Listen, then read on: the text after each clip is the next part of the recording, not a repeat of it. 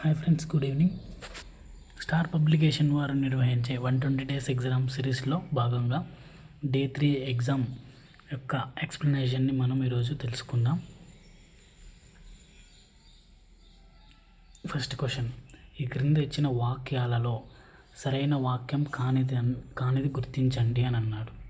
First option, పిల్లలకు తమ జీవితంలో తటస్థపడే మొదటి వ్యక్తులు తల్లిదండ్రులు. ఇది కరెక్టే. ఫస్ట్ ఆప్షను సరైన వాక్యము.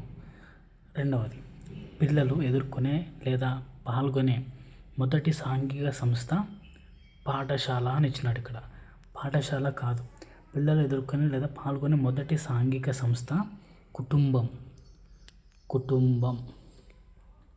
కుటుంబం అనేది పిల్లలు ఎదుర్కొనే మొదటి సాంఘిక సంస్థ.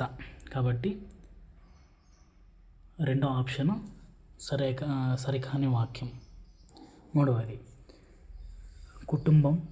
కుటుంబ సాంఘిక హోదా చాలా వరకు ఆర్థిక హోదాపై ఆధారపడి ఉంటుంది. ఇది సరైన వాక్యమే.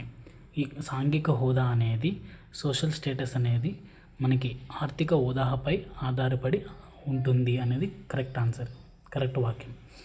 నాలుగో ఆప్షన్, విభిన్న మనస్తత్వాలు గల తల్లిదండ్రుల వలన శిశువుల ప్రవర్తన ఏ విధంగా ఉంటుందో అనే అంశంపై రాడ్కే ఒక పరిశీలన జరిపాడు.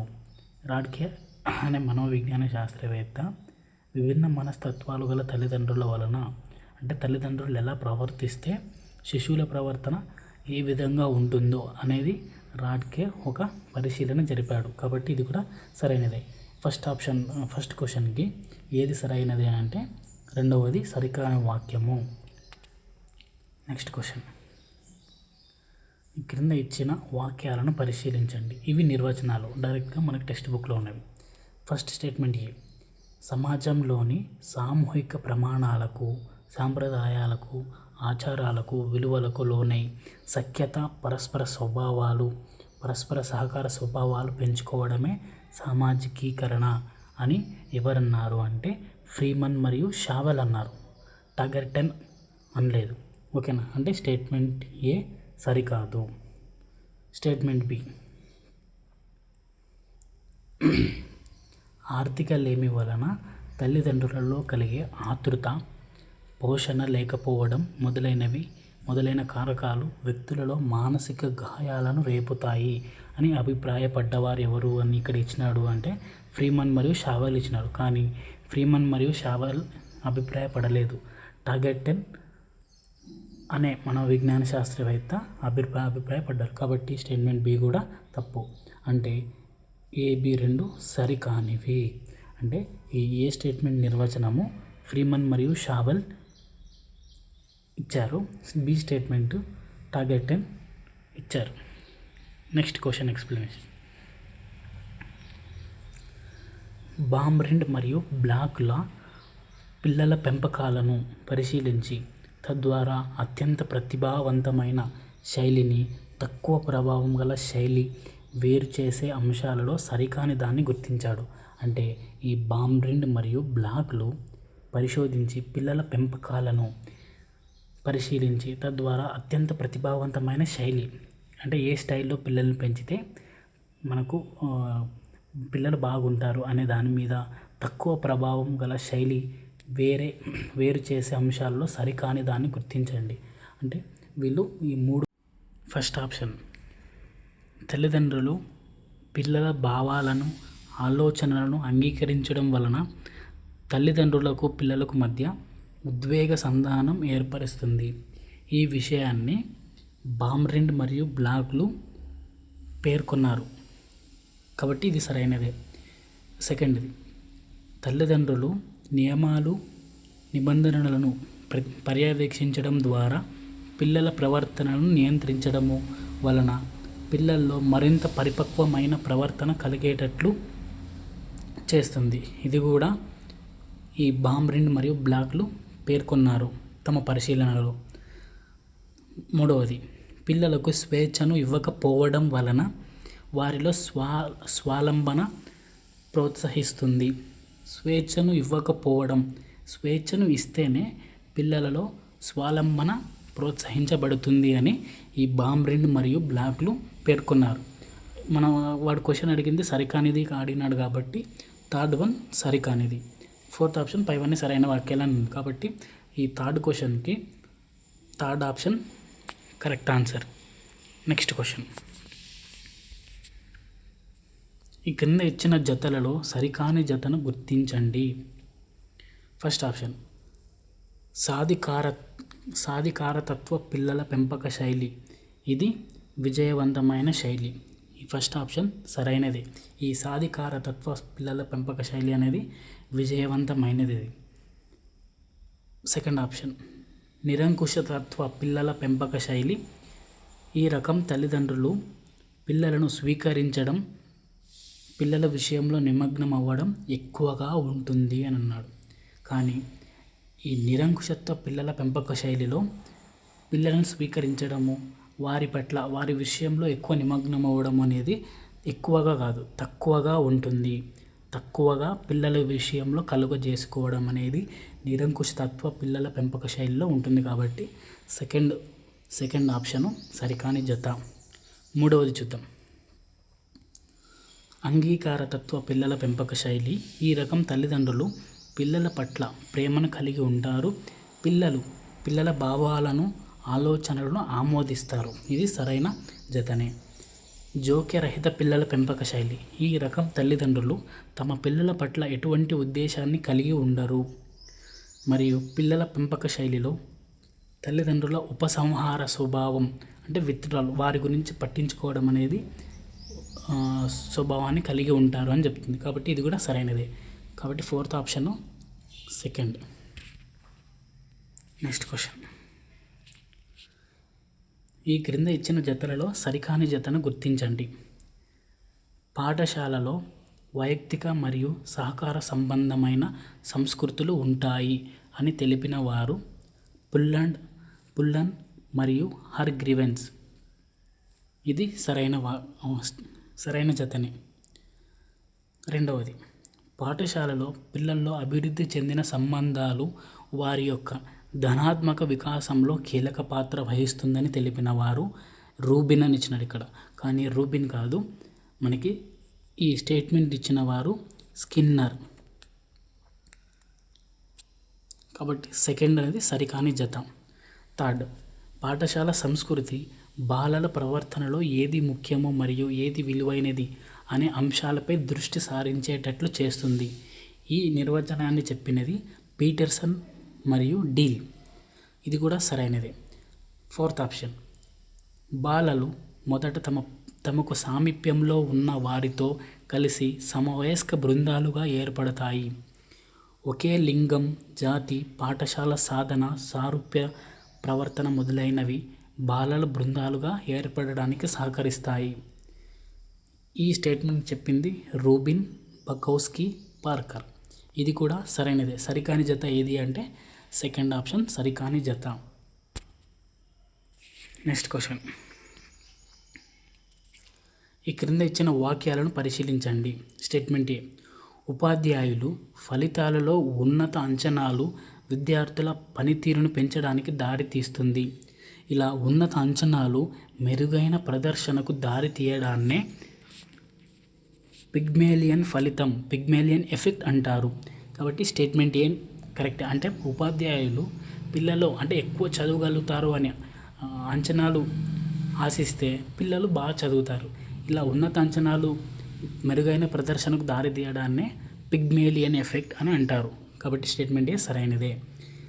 స్టేట్మెంట్ బి, రాడ్కే ప్రకారం తల్లిదండ్రులు పిల్లలకు మధ్య గల బాంధవ్యాలలో అతి ముఖ్యమైనవి తల్లిదండ్రులు పిల్లలపై అధిక సంరక్షణ, అనుమతి చూపడం, సమ్మతి, తిరస్కృతి, ప్రాబల్యము, విధేయత మొదలైనవి పిల్లల సమగ్ర అభివృద్ధిపై ప్రభావాన్ని చూపిస్తాయి. కాబట్టి ఇది కూడా సరైనవి. అంటే రాడ్కే ప్రకారం తన పరిశీలనలో తల్లిదండ్రులకు పిల్లలకు మధ్య గల సంబంధాలు ఎలా ఉండాలి అని చెప్పింటాడు. అతి ముఖ్యమైనవి ఈ కింద చెప్పిన అంశాలన్నీ కూడా. కాబట్టి రెండు కూడా సరైనవి. స్టేట్మెంట్ ఏ, స్టేట్మెంట్ బి రెండు సరైనవి కాబట్టి ఆప్షన్ 3 సరైనది. నెక్స్ట్ క్వశ్చన్, తల్లి వయసుకు, గర్భధారణకు అనుగుణ్యత పొందడానికి చాలా దగ్గర సంబంధం ఉంటుంది. మొదటి బిడ్డకు రెండవ బిడ్డకు మధ్య ఎక్కువ తేడా లేకుంటే తల్లికి మాతృత్వం పట్ల విసుగు పుడుతుంది అని అభిప్రాయాన్ని వ్యక్తపరిచిన వారు ఎవరు అని చెప్తున్నాడు ఇక్కడ. First option Radke, second option Rubin Bakowski Parker, third option Skinner, fourth option Wallin Riley. ఈ నిర్వచనాన్ని చెప్పింది, ఇలా అభిప్రాయపడింది ఎవరు అంటే వాలిన్ మరియు రిలే. మనం ఎలా గుర్తుపెట్టుకోవాలంటే మొదటి బిడ్డ రెండవ బిడ్డ. వాలిన్ అనే వ్యక్తి మొదటి బిడ్డ ఒక తల్లికి, రిలే అనే బిడ్డ రెండవ బిడ్డ. ఆ ఇద్దరు బిడ్డలకు, వాలిన్ మరియు రిలే ఇద్దరు బిడ్డలకు మధ్య తేడా ఎంత ఉంది అంటే చాలా తక్కువ ఉంది. కాబట్టి వాళ్ళ తల్లికి మాతృత్వం పట్ల విసుగు పుడుతుంది అని అలా గుర్తుపెట్టుకోవాలి. నెక్స్ట్, విట్మర్ హెచ్ మరియు కొటిన్స్కీ ఆర్ 1972లో కుటుంబం 3 ప్రముఖ కార్యాలను నిర్వహిస్తుందని పేర్కొన్నారు. అందులో లేని అంశాన్ని గుర్తించండి. అంటే ఈ ఇద్దరు శాస్త్రవేత్తలు కుటుంబం 3 ప్రముఖ కార్యాలను నిర్వహిస్తుందని పేర్కొన్నారు. అందులో లేని అంశాన్ని గుర్తించాలా అంటే మనకు ఉన్న అంశాలు ఏవో తెలిస్తే లేని అంశాన్ని గుర్తించవచ్చు. కాబట్టి ఫస్ట్, పిల్లలకు తగిన వాత్సల్యాన్ని ఇవ్వడం అంటే ప్రేమను చూపించడం. వాత్సల్యం అంటే ప్రేమను చూపించడం. రెండవది, శైశవం నుండి పూర్వ బాల్య దశ వరకు వారిలో సాంఘిక విలువలు పెంపొందించడం. శైశవం నుండి పూర్వ బాల్య దశ వరకు అంటే 6 years వరకు. కానీ వీళ్ళు చెప్పిన ప్రకారము శైశవం నుండి వయోజన దశ వరకు సాంఘిక విలువలను, సోషల్ వాల్యూస్ని పెంచాలి అని చెప్తారు. కాబట్టి సెకండ్ది సరికానిది. సమాజంలో తాదాత్మ్యాన్ని కల్పించడం అంటే ఐడెంటిఫికేషన్ని, అంటే సమాజంలో తనకంటూ గుర్తింపు ఉండేలా చేయాలి అని చెప్తారు. కాబట్టి 1, 3 సరైనవి, సెకండ్ది సరికానిది. కాబట్టి అందులో లేని అంశం ఏది అంటే రెండవది. నెక్స్ట్ క్వశ్చన్,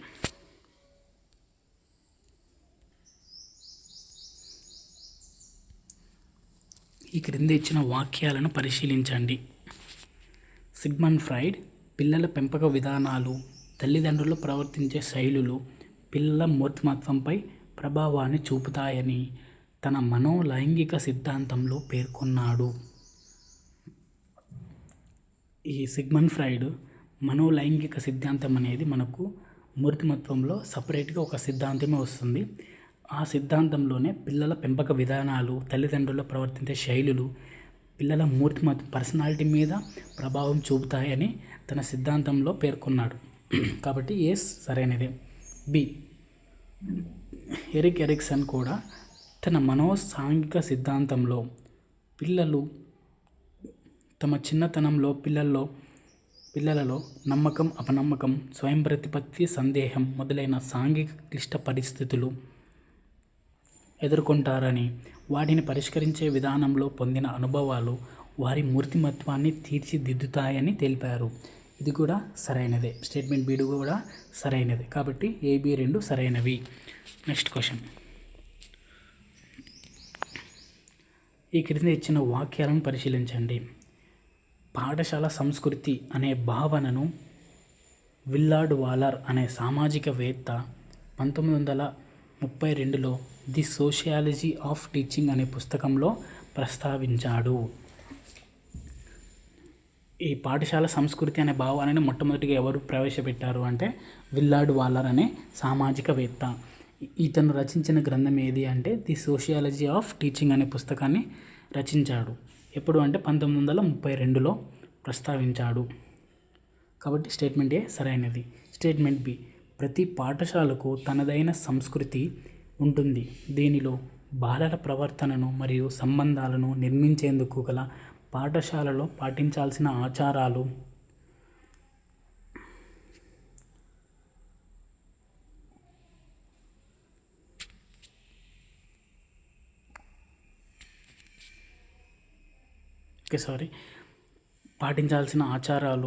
నైతిక నియమావళి మొదలైనవి ఇమిడి ఉంటాయని పేర్కొన్నవారు ఎవరు అంటే పీటర్సన్ మరియు డీల్.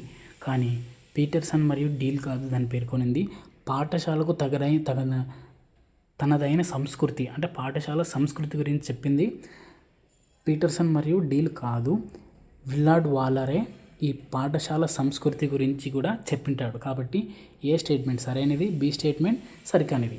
అంటే ఏ సరైనది, బి సరికానిది. కాబట్టి ఆప్షన్ 1 సరైనది. Next question. Observe the following statements. Statement A, the word which qualifies noun is called adjective. అంటే ఏమి, నౌన్ గురించి, క్వాలిటీ గురించి, నౌన్ గురించి డిస్క్రైబ్ చేసేదే అడ్జెక్టివ్ అని చెప్తాడు. స్టేట్మెంట్ ఏ సరైనదే. మనకు అడ్జెక్టివ్ అంటే అర్థం ఏమి అంటే నౌన్ గురించి వివరించేది, నౌన్ని డిస్క్రైబ్ చేసేదే adjective. Statement B, the word which denotes quality, quantity, colour, number of nouns or pronoun is called adverb. అంటే నౌన్ లేదా ప్రనౌన్ యొక్క క్వాలిటీని, క్వాంటిటీని, కలర్ని, నంబర్ని తెలియజేసేదే అడ్వర్బ్ అన్నాడు ఇక్కడ. కానీ అడ్వర్బ్ కాదు. నౌన్ యొక్క క్వాలిటీ, క్వాంటిటీని తెలియజేసేది ఏది అంటే అడ్జెక్టివ్. కాబట్టి స్టేట్మెంట్ బి సరికానిది. అంటే only A is correct. Next question.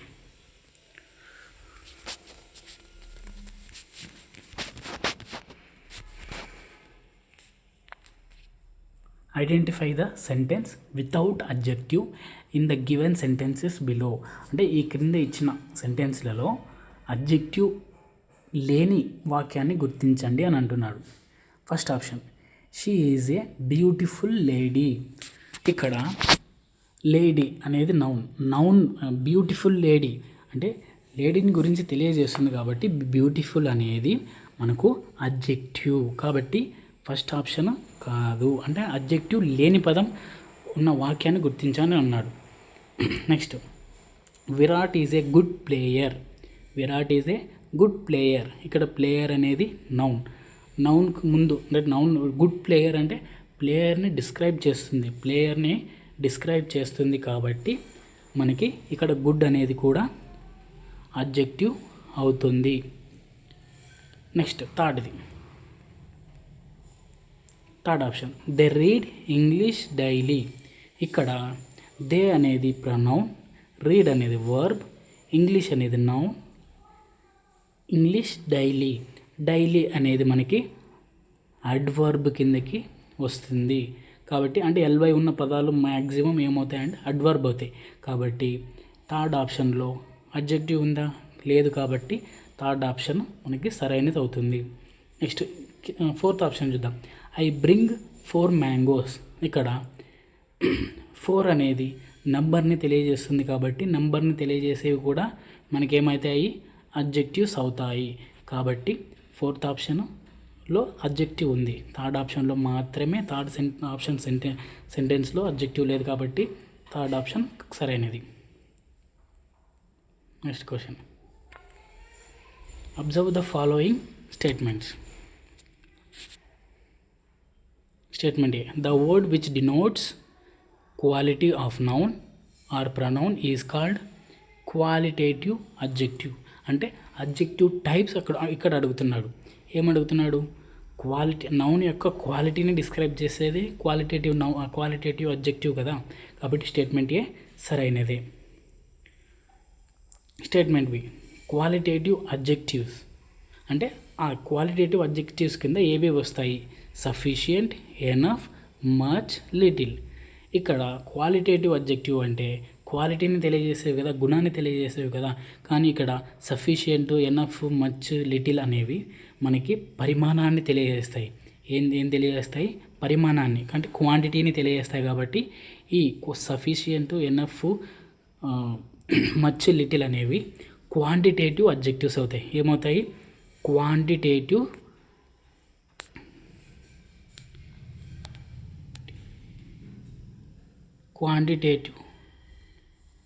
Adjectives అవుతాయి. ఈ క్వాంటిటేటివ్ అడ్జెక్టివ్స్ కిందకి ఏవేవి వస్తాయంటే క్వాంటిటీ పరిమాణాన్ని తెలియజేస్తాయి. సఫిషియంట్, ఎనఫ్, మచ్, లిటిల్ ఇవన్నీ కూడా మనకి క్వాంటిటేటివ్ అడ్జెక్టివ్స్ అవుతాయి. మనకి ఓకే, ఈ క్వాలిటేటివ్ అడ్జెక్టివ్స్ కిందకి ఏవేవి వస్తాయి అంటే హానెస్ట్, హంబుల్, కైండ్, బ్యాడ్. అంటే క్వాలిటీని తెలియజేస్తాయి కదా. Honest man, humble man, kind man, bad man, ఇట్లా మనకి ఇవేం తెలియజేస్తాయి అంటే క్వాలిటీని తెలియజేస్తాయి. కాబట్టి ఇప్పుడు చెప్పిన ఎగ్జాంపుల్స్ అన్నీ కూడా మనకి క్వాలిటేటివ్ అడ్జెక్టివ్స్ అవుతాయి. ఇంకొక సింపుల్గా గుర్తుపెట్టుకోవాలంటే వర్డ్ చివరన ఓయుఎస్, వర్డ్ చివరన ఓయుఎస్ అని వస్తే మనకి అది ఏ టైప్ ఆఫ్ అడ్జెక్టివ్ అవుతుంది అంటే అది కూడా క్వాలిటేటివ్ అడ్జెక్టివ్ అవుతుంది. మనకు ఫర్ ఎగ్జాంపుల్ ఎట్లా అంటే నొటోరియస్, కరేజియస్, డేంజరస్, ప్రీషియస్ ఈ పదాలన్నీ కూడా క్వాలిటేటివ్ అడ్జెక్టివ్స్ కిందకే వస్తాయి. ఓకేనా. కాబట్టి స్టేట్మెంట్ బి సరికానిది, అంటే only one is right. Next question. Observe the following statements.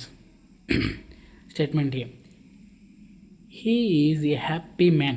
He is a happy man. The word happy is, happy అనేది మనకి గుణాన్ని తెలియజేస్తుంది. హ్యాపీ అనేది మనకి ఏం తెలియజేస్తుంది అంటే గుణాన్ని తెలియజేస్తుంది. కానీ ఇక్కడ ఏమి ఇచ్చినాడు, ఇక్కడ డిస్ట్రిబ్యూటివ్ అంటే మనకు డిస్ట్రిబ్యూట్ చేయడానికి ఉపయోగించే పదాలు. ఓకేనా. అంటే ఈచ్, ఐదర్, నైదర్ ఇట్లా ఈ పదాలని డిస్ట్రిబ్యూటివ్ అడ్జెక్టివ్స్ అంటారు. కానీ ఇక్కడ హ్యాపీ అనేది మనకి గుణాన్ని తెలియజేయడానికి ఉపయోగిస్తుంది కాబట్టి, క్వాలిటీని తెలియజేయడానికి ఉపయోగిస్తుంది కాబట్టి డిస్ట్రిబ్యూటివ్ అడ్జెక్టివ్ కాదు. ఇది ఏమవుతుంది అంటే ఇది క్వాలిటేటివ్ అడ్జెక్టివ్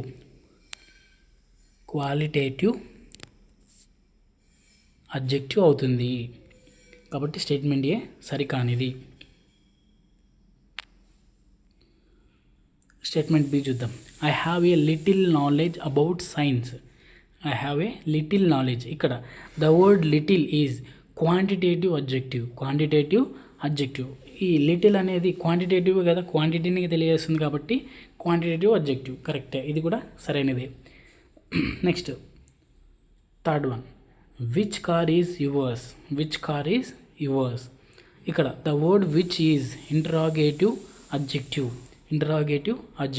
ఇప్పుడు విచ్ అనేది ఇప్పుడు ఇంటరాగేటివ్ ప్రొనౌన్ ఎందుకు కాకూడదు సార్ అంటే విచ్ పక్కన మనకి హెల్పింగ్ వర్బ్ లేదు. కార్ అనేది నౌన్. అంటే విచ్ పక్కన ఈ WHS పక్కన హెల్పింగ్ వర్బ్ ఉంటే అది ఇంటరాగేటివ్ ప్రొనౌన్స్ అవుతాయి. కానీ ఇక్కడ విచ్ పక్కన కార్ అనే నౌన్ ఉంది కాబట్టి ఈ WH పక్కన నౌన్ ఉంటే ఇంటరాగేటివ్ అడ్జెక్టివ్ అవుతాయి. కాబట్టి స్టేట్మెంట్ బి కూడా సరైనదే. అంటే బీసీఆర్ కరెక్ట్. ఆప్షన్ 2 సరైనది. Next question. Observe the following statements. Proper adjectives indicate origin మరియు నేషనాలిటీ. ఈ ప్రాపర్ అడ్జెక్టివ్స్ అంటే ఏమి అంటే మన ప్రాపర్ అంటే మనం ఎక్కడ ఉంటున్నాం, మన ఆరిజిన్ని, నేషనాలిటీని తెలియజేసేవే. కాబట్టి స్టేట్మెంట్ ఏ సరైనదే. He is a European poet. ఇక్కడ యూరోపియన్ అనేది ఏది అని అడుగుతున్నారు. యూరోపియన్ అనేది మనకి ప్రాపర్ అడ్జెక్టివ్నే కదా. కాబట్టి స్టేట్మెంట్ బి కూడా సరైనదే. అంటే both A and B are correct. Next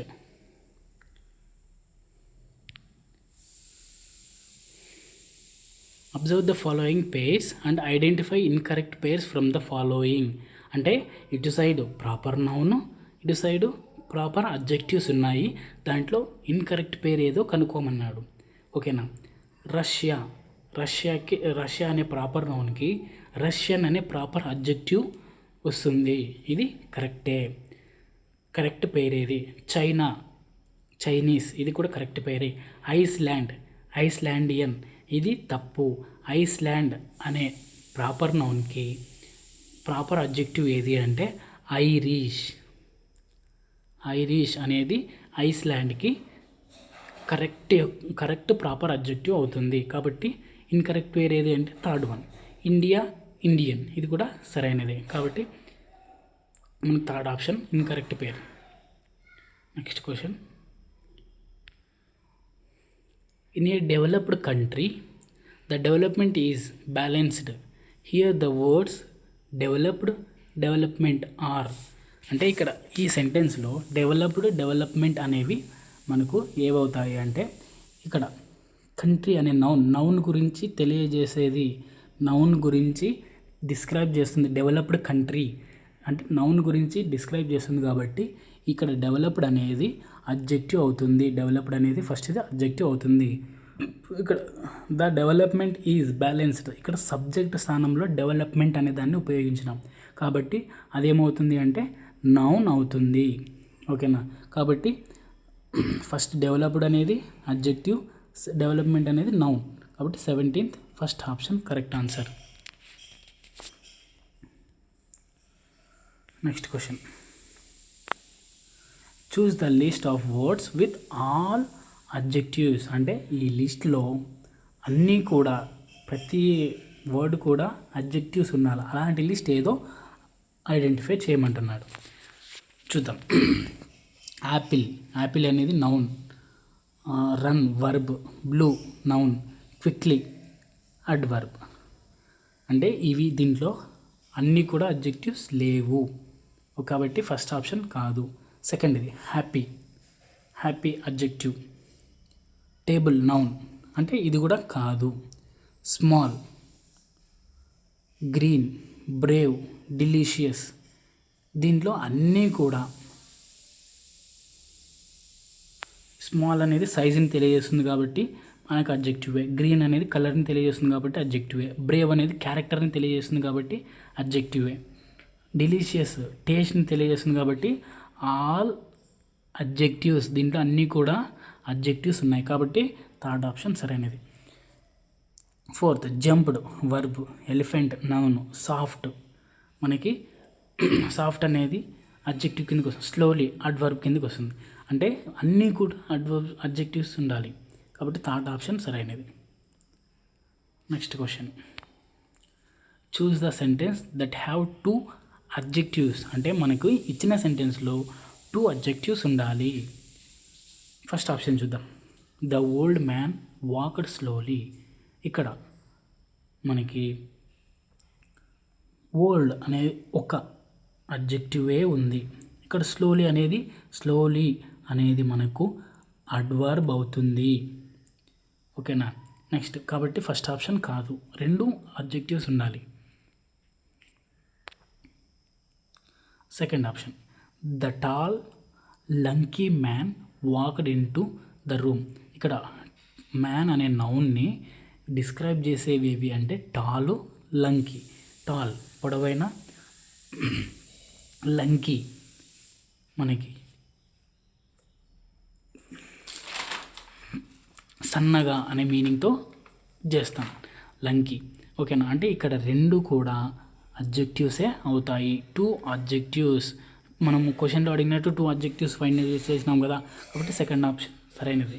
the famous actor is in a movie. Famous అనేది అడ్జెక్టివ్ కానీ ఒకటే ఉంది. She wore a bright dress. Bright అనేది అడ్జెక్టివ్, దీంట్లో కూడా ఒక్క అడ్జెక్టివే ఉంది కాబట్టి సెకండ్ ఆప్షన్ సరైనది. Next, observe the following statements.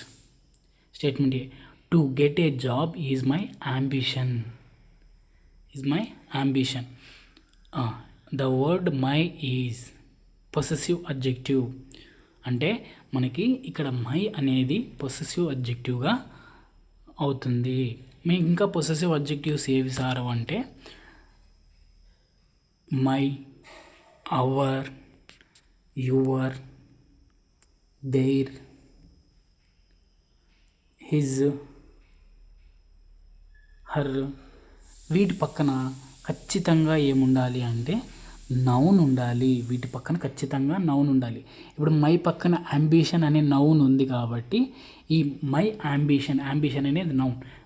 ఖచ్చితంగా ఈ వర్డ్స్ అన్నిటి పక్కన నౌన్ ఉండాలి, అప్పుడే పొసెసివ్ అడ్జెక్టివ్ అవుతాయి. నెక్స్ట్ అంటే first option correct. Second option, those flowers beautiful. The word those is demonstrative adjective. ఇక్కడ దోస్ అనేది డెమాన్స్ట్రేటివ్ ప్రనౌన్ కావచ్చు, అడ్జెక్టివ్ కావచ్చు. ఇక్కడ అడ్జెక్టివ్ అని ఎట్లా ఫైండ్ అవుట్ చేస్తామంటే దోస్ పక్కన నౌన్ ఉంటే అది డెమాన్స్ట్రేటివ్ అడ్జెక్టివ్ అవుతుంది. దోస్ పక్కన హెల్పింగ్ వర్బ్ ఉంటే అప్పుడు దోస్ ఏమవుతుంది అంటే డెమాన్స్ట్రేటివ్ ప్రనౌన్ అవుతుంది. అది మనం కరెక్ట్గా గుర్తుపెట్టుకోవాలి.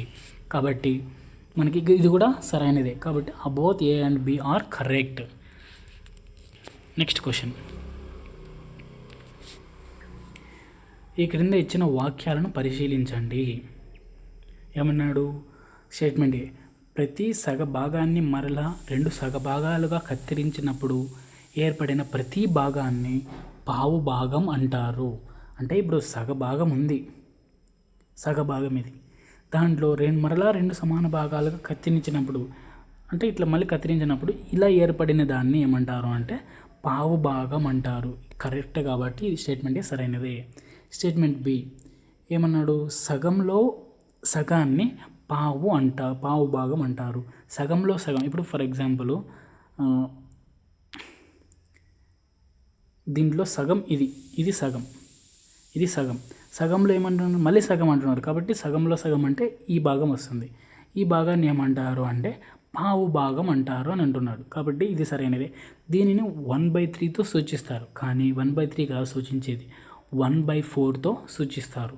అంటే మనకి ఈ భాగాన్ని పావు భాగం అని సూచించడానికి 1/4 అంటే 1 2 3 4 అంటే మొత్తం 4, దాంట్లో ఒక భాగాన్ని సూచిస్తుంది. కాబట్టి 1/4గా మనం దానిని సూచించాలి. పావు భాగాన్ని దేంతో సూచిస్తారు అంటే 1/4. కాబట్టి స్టేట్మెంట్ బి సరికానిది, స్టేట్మెంట్ ఏ సరైనది. అంటే ఏ సరైనది, బి సరికానిది. ఆప్షన్ 1 సరైనది. Next question. ఈ క్రింద ఇచ్చిన వాక్యాలను పరిశీలించండి. ఏమంటున్నాడు ఇక్కడ? బంతి వక్రతల ఆకారం కలిగి ఉంది.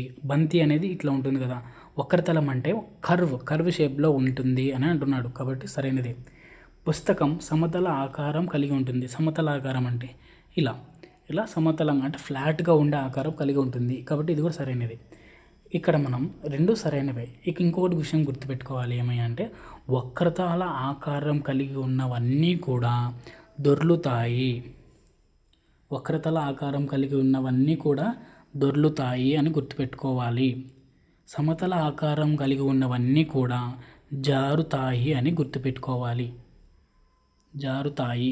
ఈ 2 మనం గుర్తుపెట్టుకుంటే మనకి ఈజీగా ఐడెంటిఫై అవుతుంది. Next question. ఈ క్రింద ఇచ్చిన వాక్యాలలో సరైన వాక్యం కానిది గుర్తించండి. అంటే సరికాని వాక్యాన్ని గుర్తించమని అడుగుతున్నాడు. ఫస్ట్ ఆప్షన్, 2 ముఖాలు కలిసే చోట అంచు అంటారు. 2 ముఖాలు ఫర్ ఎగ్జాంపుల్ ఫస్ట్ మనకి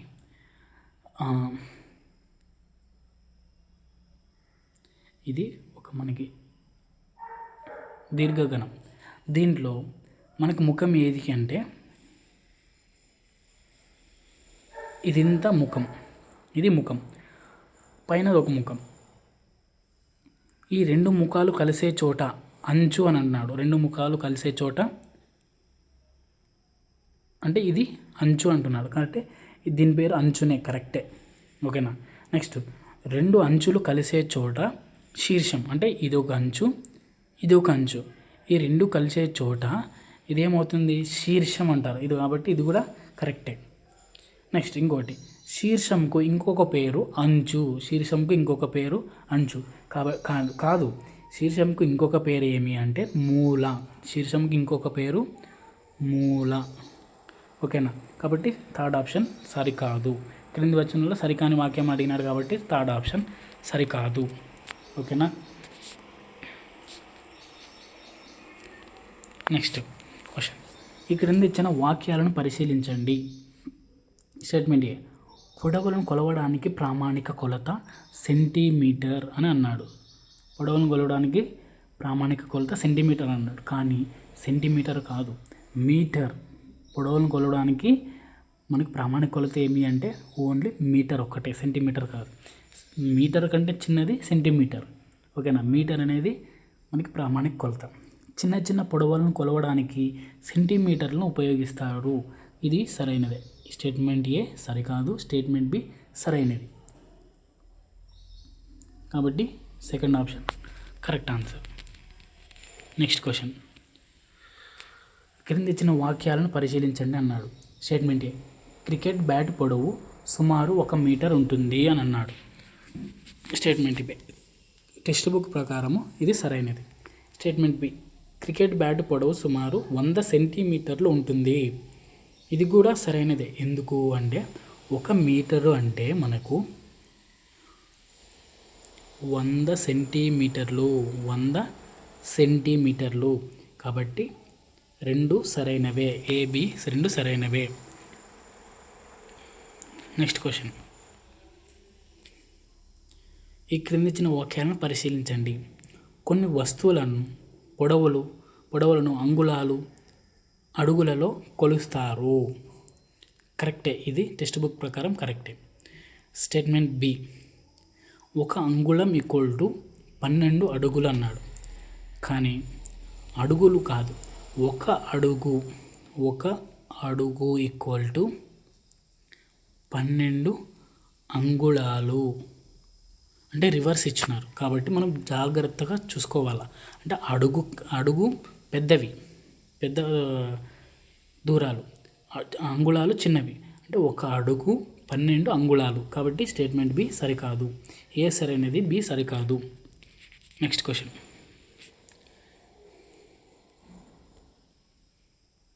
ఈ క్రిందిచ్చిన వాక్యాలను పరిశీలించండి. స్టేట్మెంట్ ఏ వస్తువుల బరువులను కిలోగ్రాములలో కొలుస్తారు. సరైనదే. కిలోగ్రామును కి.మీ. అని రాస్తాము. కి.మీ. కాదు, కి.గ్రా. అని రాస్తాము. కి.మీ. అంటే కిలోమీటర్. కి.మీ. అంటే అర్థమేమి? కిలోమీటర్. మీటర్ని తెలియజేస్తుంది. ఓకేనా. కిలోగ్రామ్ అంటే కి.గ్రా. అంటే కేజీ అని కూడా మనం చెప్పుకుంటాం. కిలోగ్రామ్. ఓకేనా. కాబట్టి స్టేట్మెంట్ ఏ, స్టేట్మెంట్ బి. స్టేట్మెంట్ ఏ సరైనది, స్టేట్మెంట్ బి తప్పు. కాబట్టి ఆప్షన్ 1 సరైనది. నెక్స్ట్ క్వశ్చన్,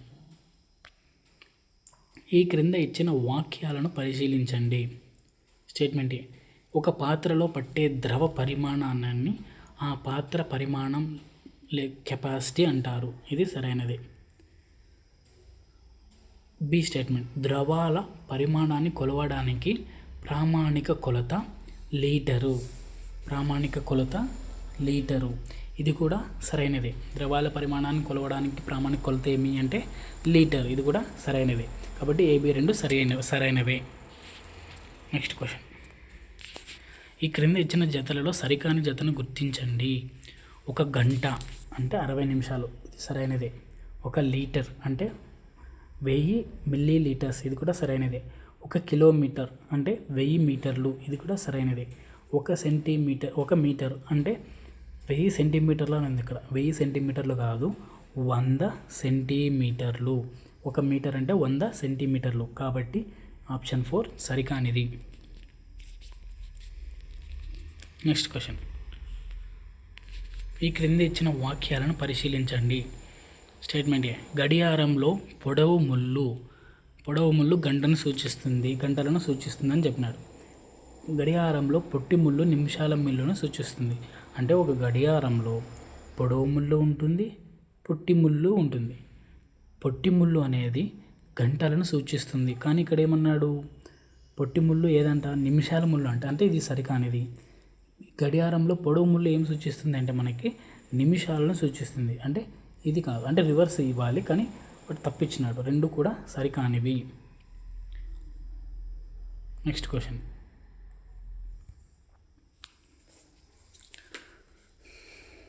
ఈ క్రింద ఇచ్చిన వాక్యాలలో సరైన వాక్యం కానిది గుర్తించండి.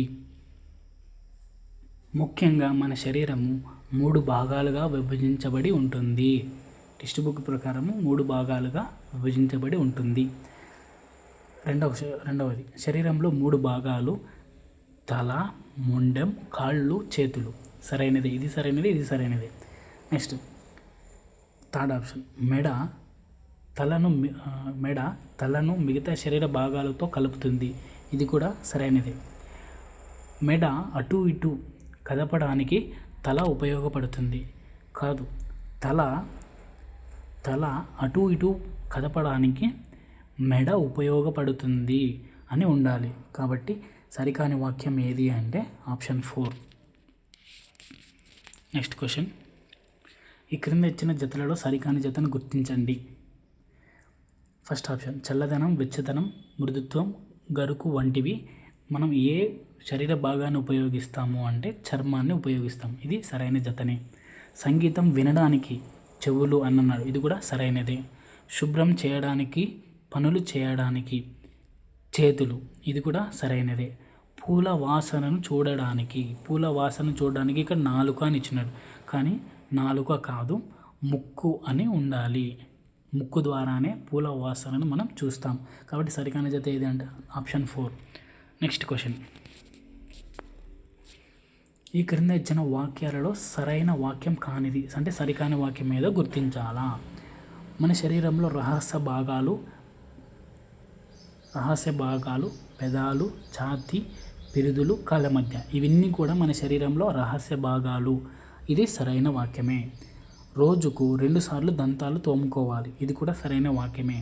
మనకు దుఃఖము, భయము, కోపము, ఆందోళన కలిగించే స్పర్శను మంచి స్పర్శ అని అంటారు అని ఇక్కడ ఇచ్చినారు, కానీ మంచి స్పర్శ కాదు, చెడు స్పర్శ వల్లనే మనకు దుఃఖము, భయము, కోపము, ఆందోళన కలిగిస్తాయి. కాబట్టి ఆప్షన్ 3 సరికాదు. నెక్స్ట్ ఆప్షన్ 4, ఎవరైనా మన రహస్య భాగాలను తాకినట్లయితే పాటించాల్సిన 3 పద్ధతులు. 1, వద్దు అని గట్టిగా అరవాలి. 2, అక్కడ నుంచి దూరంగా పారిపోవాలి. 3, మీకు నమ్మకమైన వ్యక్తిని తెలియజేసి సహాయం తీసుకోవాలి. ఇది కూడా సరైన వాక్యమే. సరికాని వాక్యం ఏది అంటే ఆప్షన్ 3. నెక్స్ట్ క్వశ్చన్, ఈ క్రింద ఇచ్చిన వాక్యాలను పరిశీలించండి. స్టేట్మెంట్ ఏ, మనకు చెరుకు నుండి చక్కెర, బెల్లం లభిస్తాయి. ఇది సరైన వాక్యం. చెరుకు నుండినే చక్కెర, బెల్లాన్ని తయారు చేస్తారు. నెక్స్ట్, మొక్కలలో అత్యధిక పోషకాలు కలిగిన భాగం వేర్లో ఇచ్చినాడు, కానీ వేర్లు కాదు, ఆకులు మనకు మొక్కలలో అత్యధికంగా పోషకాలు కలిగిన భాగంగా చెప్తాము. కాబట్టి స్టేట్మెంట్ బి సరికాదు. అంటే ఏ సరైనది, బి సరికానిది. ఆప్షన్ 1 సరైనది. నెక్స్ట్ క్వశ్చన్, ఈ క్రింద ఇచ్చిన వాటిని పరిశీలించండి. పుట్టగొడుగు, స్టేట్మెంట్ ఏ, పుట్టగొడుగు ఒక శైవలం, అనేక పోషకాలను కలిగి ఉంటుందని ఇచ్చినాడు, కానీ పుట్టగొడుగు అనేది ఒక శైవలం కాదు, శిలీంధ్రం. శిలీంధ్రం. కాబట్టి స్టేట్మెంట్ ఏ తప్పు.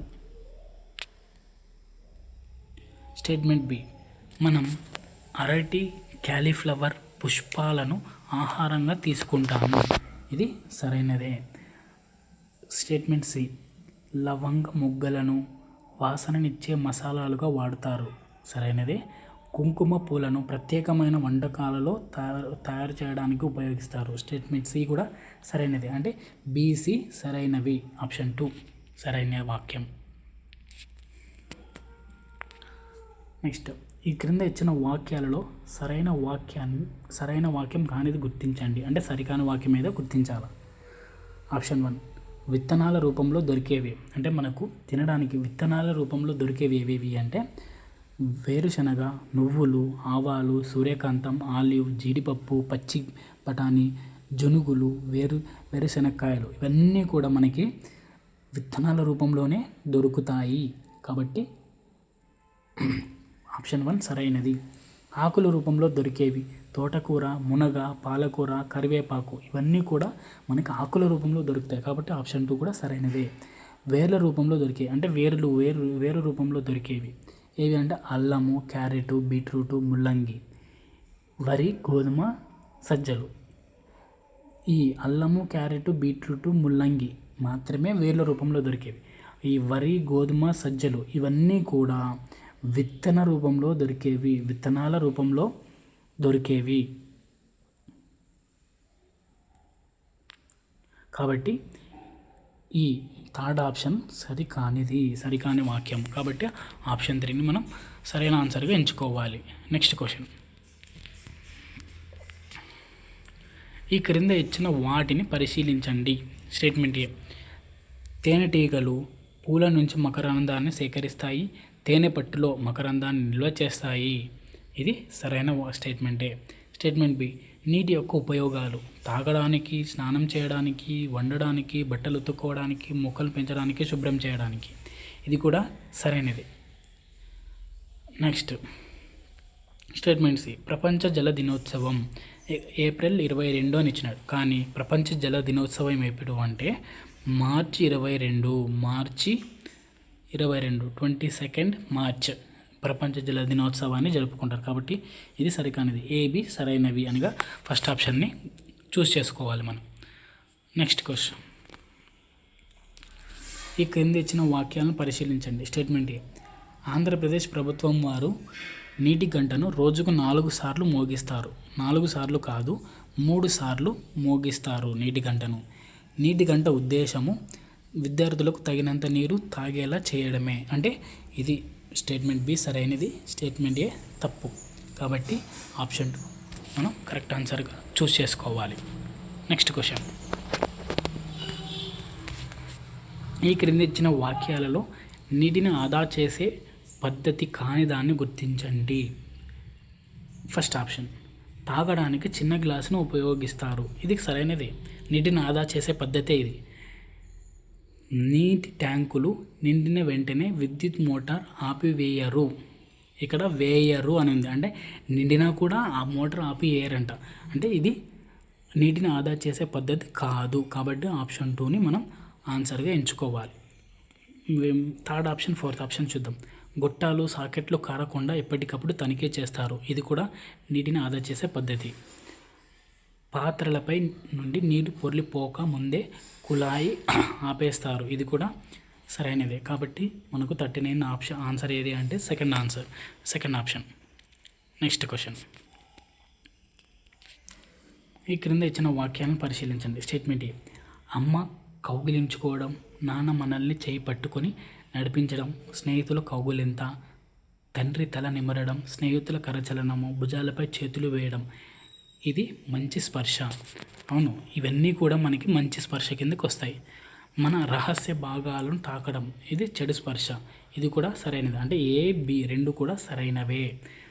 ఆప్షన్ 3 మనకు సరైన ఆన్సర్ అవుతుంది. Next question. ఈ క్రింద ఇచ్చిన వాక్యాలలో సరైన వాక్యం కానిది గుర్తించండి. మంచి బాలుడు అనే పాఠ్యం యొక్క ప్రక్రియ.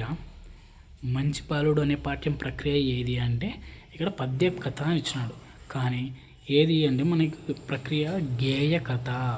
గేయ కథ అంటే గేయం రూపంలో కథను చెప్తారు. కాబట్టి దాన్ని గేయ కథ అని చెప్తాము. అంటే ఆప్షన్ 1 సరికాని వాక్యము. మిగతా ఆప్షన్ చూద్దాం. మంచి బాలుడు అనే పాఠం యొక్క ఇక్కడ ఇతివృత్తం అని ఉండాలి. ఇతివృత్తం ఏమి అంటే సహానుభూతి. ఇది సరైనది. మంచి బాలుడు అనే పాఠంలో రచించింది ఎవరు అంటే ఆలూరి బైరాగి. ఇది సరైనదే. 20వ శతాబ్దపు అగ్రశ్రేణి కవులలో ఆలూరి బైరాగి ఒకరు. ఇది కూడా సరైనదే. అంటే ఆప్షన్ 1 మనకి సరికాదు. Next question. ఈ క్రింద ఇచ్చిన జతలలో సరికాని జతను గుర్తించండి. అంటే పదాలు అర్థాలు ఇచ్చినాడు. సరికాని జత ఏది గుర్తించాలా? జడసి, భయపడి, సరైనదే. దుర్బలులు, బలం కలిగిన వారు అని ఇచ్చినారు ఇక్కడ. కానీ దుర్బలులు అంటే ఎవరు అంటే బలం లేనివారు. బలం లేని వారినే దుర్బలులు అంటారు. ఆరుగాలం అంటే ఏడాది అంతా. ఇది సరైనదే. గుంజ అంటే రాట. రాట అంటే అర్థం ఏమి అంటే స్తంభం. ఓకేనా? అంటే అర్థం ఏమి అంటే స్తంభం.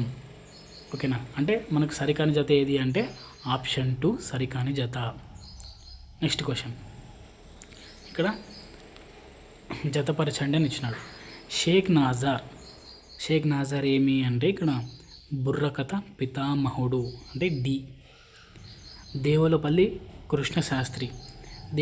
కృష్ణశాస్త్రి ఏమి అంటే కలపండి చేయి చేయి అనే పాట రచయిత అంటే సి. బావిలో నీళ్ళు అనే కథ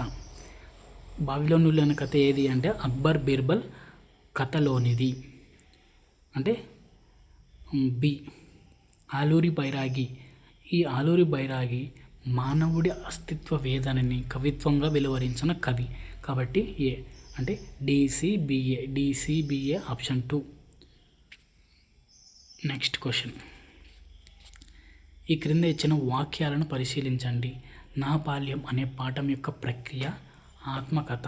నా బాల్యం అనే పాఠం యొక్క ప్రక్రియ ఆత్మకథ. ఇది సరైనదే. నా బాల్యం అనే పాఠం యొక్క ఇతివృత్తం ఏమి అంటే నా బాల్యం అనే పాఠం ఇతివృత్తము ఆ భాషాభిరుచి అని ఇచ్చినట్టు, కానీ భాషాభిరుచి కాదు, కళలు. కళలు అనేది దీనికి ఆన్సర్ అవుతుంది. కాబట్టి ఇది కాదు. ఏ సరైనది, బి సరికానిది అంటే ఆప్షన్ 1 సరైనది. Next question. క్రింది ఇచ్చిన వాక్యాలను పరిశీలించండి. స్టేట్మెంట్ ఏ. షేక్ నజార్ తన జీవిత కథను తానే చెప్పుకున్నట్లు అక్షరీకరించింది అంగడాల సాంబమూర్తి అన్నాడు ఇక్కడ. కానీ అంగడాల సాంబమూర్తి కాదు, అంగడాల రమణమూర్తి అని ఉండాలి. ఓకేనా? కాబట్టి ఏ సరికాదు. Next statement B. స్వీయ చరిత్రాత్మకమైన షేక్ నజార్ గారి జీవిత కథను అంగడాల సాంబమూర్తి గారు పెట్టిన పేరు పింజారి. ఇక్కడ సాంబమూర్తి కాదు, రమణమూర్తి ఇందాక చెప్పినాం కదా.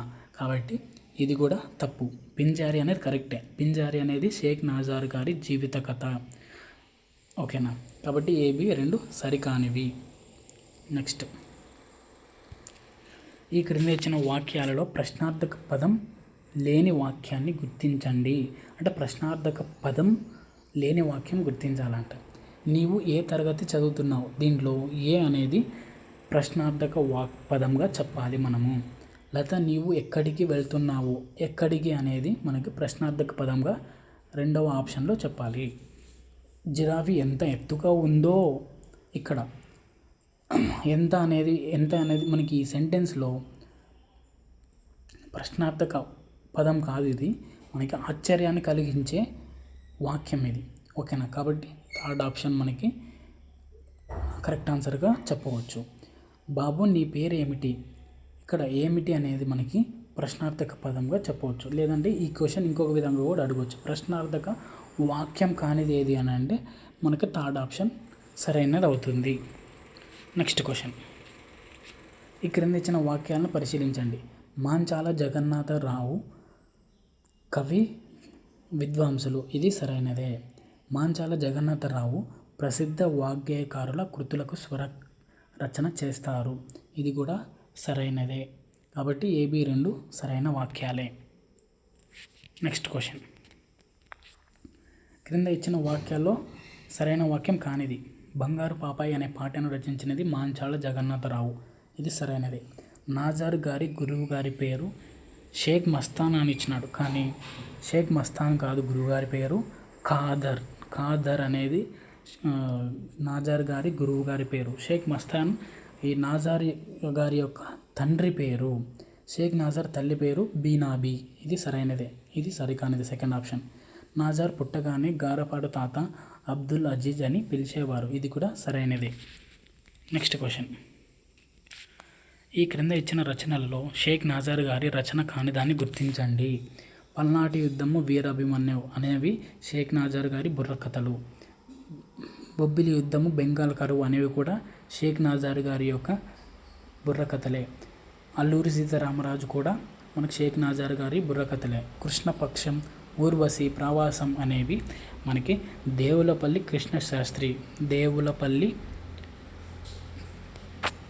కృష్ణశాస్త్రి గారి యొక్క రచనలు.